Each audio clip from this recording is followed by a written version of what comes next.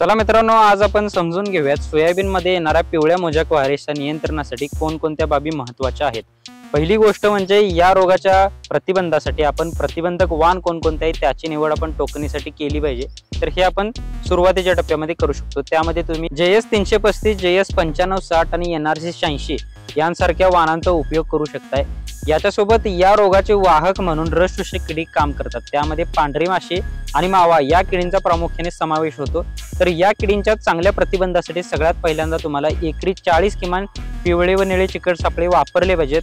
यामध्ये तुम्ही फवारणी म्हणून नीम तेलाचा समावेश करू शकताय।